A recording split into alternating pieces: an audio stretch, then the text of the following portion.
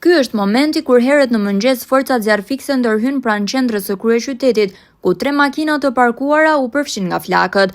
Kanë qenë banorët e zonës, të cilët sinjalizuan autoritetet dhe fal ndërhyrjes në kohë makinat nuk u shkrumbuan plotësisht dhe zjarri nuk mori përmasa.